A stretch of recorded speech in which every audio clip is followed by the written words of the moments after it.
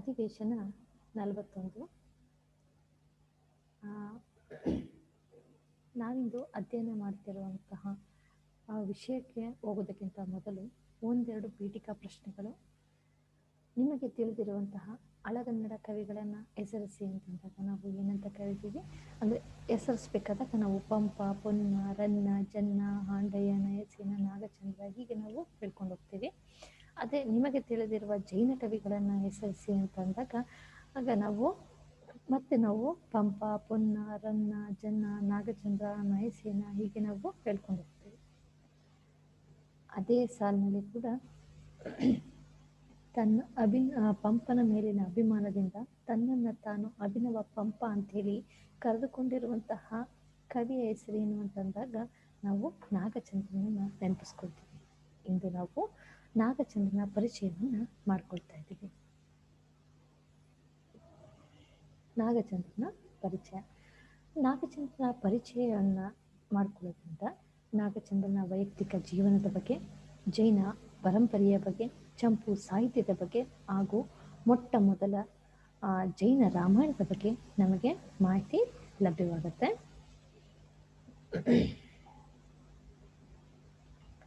ಜೈನ ಕವಿ ನಾಗಚಂದ್ರನ ಕಾಲ 1112, 11ನೇ ಶತಮಾನದ ಕೊನೆ, 12ನೇ ಶತಮಾನದ ಪ್ರಾರಂಭ ಅಂತ ಹೇಳಿ ಹೇಳ್ಬೋದು. ಸ್ಥಳ ವಿಜಾಪುರ. ಇವರಿಗೆ ಆಶ್ರಯವನ್ನು ಕೊಟ್ಟಿದ್ದವರು ಹೊಯ್ಸಳ 1ನೇ ಬಳ್ಳಾಳ. ಇವರ ಮತ ಜೈನ ಮತಸ್ಥರು. ಇವರಿಗೆ ಅಭಿನವ ಪಂಪ, ಭಾರತಿ ಕರ್ಣಾಪುರ, ಕವಿತಾ ಮನೋಹರ, ಸಾಹಿತ್ಯ ವಿದ್ಯಾಧರ, ಸೂಕ್ತಿ ಮುಕ್ತ ವಸಂತ, ಜನಸ್ಥಾನ ರತ್ನ ಪ್ರದೀಪ ಅಂಥೇಳಿ ಸಾಕಷ್ಟು ಬಿರುದುಗಳನ್ನು ಪಡ್ಕೊಂಡಿದ್ದಾರೆ. ಇವರ ಗುರುಗಳು ಬಾಲಚಂದ್ರ, ಮೇಘಚಂದ್ರ ಯತಿಗಳು. ಇವನ ವಂಶದ ಮೇಲೆ ಬೆಳಕು ಚೆಲ್ಲುವಂತಹ ಹಲವಾರು ಶಾಸನಗಳು ನಮಗೆ ದೊರಕಿದೆ. ಅದರಲ್ಲಿ ಕಣ್ಣೂರ ಶಾಸನ, ಬಾಬಾ ಶಾಸನ ಹಾಗೂ ಜಹಾಂಗೀರುದಾರರುಗಳ ಶೋಧನೆಯಿಂದ ತಿಳಿದು ಬಂದಿರುವಂತಹ ಕೆಲವೊಂದು ಪ್ರಮುಖ ಅಂಶಗಳು. ಇವರ ಮಕ್ಕಳು ಶಾಂತಿ ಮತ್ತು ದೇವಣ್ಣ, ಮೊಮ್ಮಕ್ಕಳ ಅಂತ ಹೇಳಿ ನಾಗಯ್ಯ, ನಾಗಚಂದ್ರ, ಕೋಚಿರಾಜ ಅವ್ರನ್ನ ಗುರುತಿಸ್ಬೋದು. ಮರಿಮಕ್ಕಳಲ್ಲಿ ಕಂಪಣ್ಣವ್ರನ್ನ ಗುರುತಿಸ್ಬೋದು. ಬ್ರಹ್ಮಶಿವನ ತಂದೆ ಸಿಂಗಿರಾಜನ್ನು ಕೂಡ ನಾಗಚಂದ್ರನ ಮಗನಾಗಿರಬೇಕು ಅನ್ನುವಂತಹ ಅಭಿಪ್ರಾಯ ಇದೆ. ಉತ್ತರ ಕನ್ನಡ ಬಳಿ ವಿಜಯಪುರದಲ್ಲಿ ನಾಗಚಂದ್ರ ಮಲ್ಲಿನಾಥ ಬಸದಿಯನ್ನು ನಿರ್ಮಿಸಿದ್ದಾರೆ. ಆಂಧ್ರ ಪ್ರದೇಶದ ಕರ್ನೂಲ್ ಜಿಲ್ಲೆಯ ಶಾಸನ ಕೂಡ ಇವರ ಒಂದು ಹೆಸರಿನಲ್ಲಿ ಲಭ್ಯವಾಗಿದೆ. ನಾಗಚಂದ್ರನ ಕೃತಿಗಳು 2, ಒಂದು ಮಲ್ಲಿನಾಥ ಚರಿತೆ, ಇನ್ನೊಂದು ರಾಮಚಂದ್ರ ಚರಿತೆ ಪೂರ್ಣ. ಈತನ 2 ಕೃತಿಗಳು ಕೂಡ ಧಾರ್ಮಿಕ ಗ್ರಂಥಗಳಾಗಿದ್ದು 2 ಕೃತಿಗಳನ್ನು ಕೂಡ ಚಂಪು ಶೈಲಿಯಲ್ಲಿ ರಚನೆಯನ್ನ ಮಾಡಿದ್ದಾರೆ. ಪಂಪನ ಅನುಯಾಯಿಯಾಗಿರುವಂತಹ ನಾಗಚಂದ್ರ ಪಂಪನ ರೀತಿಯಲ್ಲಿ ಒಂದು ಲೌಕಿಕ, ಇನ್ನೊಂದು ಅಲೌಕಿಕ ಕೃತಿ ಅಂತೇಳಿ ಬರೀದೆ 2 ಕೃತಿಗಳನ್ನ, ಧಾರ್ಮಿಕ ಗ್ರಂಥಗಳನ್ನ ರಚನೆ ಮಾಡಿದ್ದಾರೆ. ಚಂಪು ಶೈಲಿ ಅಂತಂದ್ರೆ ಗದ್ಯ ಪದ್ಯಗಳಿಂದ ಮಿಶ್ರಿತವಾಗಿರುವಂತಹ ಒಂದು ಸಾಹಿತ್ಯ. ಗದ್ಯದ ಪ್ರಮಾಣ ಕಡಿಮೆ ಇದ್ದು ಪದ್ಯದ ಪ್ರಮಾಣ ಹೆಚ್ಚಾಗಿ ಈ ಒಂದು ಸಾಹಿತ್ಯದಲ್ಲಿ ನಾವು ಕಾಣ್ತೀವಿ. ಈಗ ಅವರ ಮೊದಲ ಕೃತಿಯಾಗಿರುವಂತಹ ಮಲ್ಲಿನಾಥ ಚರಿತೆಯ ಒಂದು ಪರಿಚಯವನ್ನು ಮಾಡ್ಕೊಳ್ಳೋಣ. ಈ ಒಂದು ಕೃತಿಯಲ್ಲಿ ಜೈನರ 19ನೇ ತೀರ್ಥಂಕರರ ಒಂದು ಜೀವನ ಚರಿತ್ರೆಯನ್ನ ಕಾಣ್ತೀವಿ. ಇದು ಒಟ್ಟು 14 ಆಶ್ವಾಸಗಳಿಂದ ಕೂಡಿರುವಂಥದ್ದು. 1500 ಪದ್ಯಗಳಿಂದ ಕೂಡಿದೆ. ಗುಣಭದ್ರಾಚಾರ್ಯರ ಉತ್ತರ ಪುರಾಣ ಇದಕ್ಕೆ ಆಧಾರವಾಗಿದೆ. ಇದೊಂದು ಧಾರ್ಮಿಕ ಕೃತಿಯಾಗಿದ್ದು ಕತೆ ಕಿರಿದಾಗಿದ್ದು ವರ್ಣನೆಗಳಿಂದ ಹಿರಿದಾಗಿ ಒಂದು ಮಹಾಕಾವ್ಯದ ಸ್ಥಾನವನ್ನ ಪಡ್ಕೊಂಡಿದೆ. ಈ ಕೃತಿಗೆ ರಾಜ್ಯಪೂಜ್ಯ ಅನ್ನುವಂತಹ ಹೊಗಳಿಕೆಯೂ ಕೂಡ ಇದೆ. ಈ ಕೃತಿ 2 ಜನ್ಮದ ಚರಿತ್ರೆಯನ್ನ ಒಳಗೊಂಡಿರುವಂಥದ್ದು.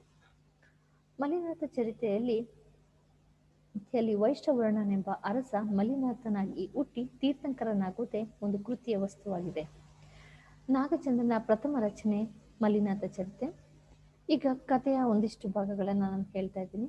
ವೈಶ್ರವರ್ಣನೆಂಬ ಅರಸ ಸಿಡಿಲಿನ ಹೊಡೆತಕ್ಕೆ ಬೇರುವೆರಸು ಬಿದ್ದ ಆಲದ ಮರವನ್ನ ವಿಸ್ಮಯವೇ ತನಗೆ ವೈರಾಗ್ಯಕ್ಕೆ ಸೇತುವಾಗೆ ಎಂದು ಸಂಸಾರದ ಅನಿತ್ಯತೆಯನ್ನ ಅರಿತು ತಪೋನಿರತನಾಗ್ತಾನೆ. ಕಾಲಾಂತರದಲ್ಲಿ ಅಹಮೀಂದ್ರನಾಗ್ತಾನೆ. ನಂತರದಲ್ಲಿ ಮತ್ತೆ ಮಲ್ಲಿನಾಥನಾಗಿ ಹುಟ್ಟಿ ಕೌಮಾರ್ಯದಲ್ಲಿಯೇ ವೈರಾಗ್ಯವನ್ನ ಪಡೆದು ಪರಿನಿಷ್ಕ್ರಮಣವನ್ನ ಮಾಡಿ ಕೇವಲಿ ಜ್ಞಾನಿಯಾಗಿ ತೀರ್ಥಂಕರನಾಗ್ತಾನೆ. ಇದಿಷ್ಟು ಮಲ್ಲಿನಾಥ ಚರಿತ್ರೆಯ ಒಂದು ಕಥಾವಸ್ತು ಆಗಿದ್ದು, ಇದು ಇದು ಚಂಪು ಶೈಲಿಯಲ್ಲಿ ರಚನೆಯನ್ನಗೊಂಡಿದೆ. ಈಗ ನಾವು ಆತನ ಇನ್ನೊಂದು ಕೃತಿ, ನಾಗಚಂದ್ರನ ಮತ್ತೊಂದು ಕೃತಿಯಾಗಿರುವಂತಹ ಮತ್ತು ಪರಿಪೂರ್ಣವಾದಂತಹ ಪರಿಪಕ್ವವಾದಂತಹ ಕೃತಿಯಾಗಿರುವಂತಹ ರಾಮಚಂದ್ರ ಚರಿತೆಯ ಬಗ್ಗೆ ಒಂದಷ್ಟು ಮಾಹಿತಿಗಳನ್ನ ತಿಳಿದುಕೊಳ್ಳೋಣ. ಈ ಕೃತಿಗೆ ಪಂಪ ರಾಮಾಯಣ ಅಂತೇಳಿ ಮತ್ತೊಂದು ಹೆಸರು ಕೂಡ ಇದೆ. ಕನ್ನಡದಲ್ಲಿ ಉಪಲಬ್ಧವಾಗಿರುವಂತಹ ಮೊಟ್ಟ ಮೊದಲ ಜೈನ ರಾಮಾಯಣವೂ ಕೂಡ ಹೌದು. ನಾಗಚಂದ್ರನ ಎರಡನೇ ಮತ್ತು ಹೆಚ್ಚು ಪರಿಪಕ್ವವಾಗಿರುವಂತಹ ಕೃತಿಯಾಗಿದ್ದು, ವಿಮಲ ಸೂರ್ಯ ಪಾಹಮಚರಿತೆಯ ಪದ್ಮಚರಿತೆ ಎಂಬ ಪ್ರಾಕೃತ ಕೃತಿ ಇದಕ್ಕೆ ಆಧಾರವಾಗಿದೆ. ಪಿರಿದೆನಿಸಿದ ರಾಮಕಥೆಯಂ ಕಿರಿದಾಗಿರೇ ಹೇಳುವ ಶಕ್ತಿ ತನಗುಂಟೆಂದು ಹೇಳಿಕೊಂಡಿದ್ದಾನೆ ನಾಗಚಂದ್ರ. ಈ ಕೃತಿಯಿಂದ ನಾಗಚಂದ್ರ ಒಬ್ಬ ಒಳ್ಳೆಯ ಅನುವಾದಕಾರ ಅಂತೇಳಿ ನಾವು ಹೇಳ್ಬೋದು. ಪಂಪ ರಾಮಾಯಣದ ಪಾತ್ರಗಳೆಲ್ಲವೂ ಕೂಡ ವಿಮಲ ಸೂರ್ಯ ಪಡಿಯಚ್ಚು. ಇಲ್ಲಿ ರಾಮಚಂದ್ರ ಚರಿತ ಪುರಾಣದಲ್ಲಿ ಹಿಂದೂ ರಾಮಾಯಣಕ್ಕೂ ಜೈನ ರಾಮಾಯಣಕ್ಕೂ ಸಾಕಷ್ಟು ವ್ಯತ್ಯಾಸಗಳು ಇದೆ. ಅದರಲ್ಲಿ ನೋಡ್ತಾ ಹೋದ್ರೆ ಜೈನ ಧರ್ಮದಲ್ಲಿ ಬರುವಂತಹ ಬಲದೇವ, ವಾಸುದೇವ, ಪ್ರತಿವಾಸುದೇವಗಳನ್ನ ಇಲ್ಲಿ ಏನ್ ಮಾಡ್ತಿದ್ದಾರೆ, ರಾಮ ಬಲದೇವ, ಲಕ್ಷ್ಮಣ ವಾಸುದೇವ, ಅದೇ ರೀತಿಯಲ್ಲಿ ರಾವಣ ಪ್ರತಿವಾಸುದೇವ ಅಂತ ಇಲ್ಲಿ ಗುರುತಿಸಬಹುದಾಗಿದೆ. ರಾಮ ಹಿಂಸೆ ಮಾಡದೇ ಇರುವಂತಹ ಒಬ್ಬ ಚರ್ಮಧಾರಿ, ಲಕ್ಷ್ಮಣ ಹಿಂಸೆ ಮಾಡಬಲ್ಲನು, ಆದ್ದರಿಂದ ಅವನೇ ರಾವಣನನ್ನ ಕೊಲ್ತಾನೆ. ಸೀತೆಯ ಪಾತ್ರ ಏಕತಾನವಾಗಿ ಸುಂದರವಾಗಿ ಮೂಡಿಬಂದಿದೆ. ಮಂಡೋದರಿಯ ಪಾತ್ರ ಎಲ್ಲೋ ಒಂದ್ ಕಡೆ ತನ್ನ ಸಜ್ಜನಿಕೆಯನ್ನ ಕಳೆದುಕೊಂಡಿದ್ದಾಳೆ. ರಾವಣನ ಉದಾತ್ತ ಮತ್ತು ಸದ್ಗುಣಿ ವ್ಯಕ್ತಿಯಾಗಿ ಈ ಒಂದು ಕೃತಿಯಲ್ಲಿ ಪ್ರತಿಬಿಂಬಿಸಲಾಗಿದೆ. ಮತ್ತು ಅಷ್ಟೇ ಅಲ್ಲ, ರಾವಣನ ಒಬ್ಬ ದುರಂತ ನಾಯಕನಂತೆಯೂ ಕೂಡ ಈ ಒಂದು ಕಥೆಯಲ್ಲಿ ಚಿತ್ರಿಸಲಾಗಿದೆ.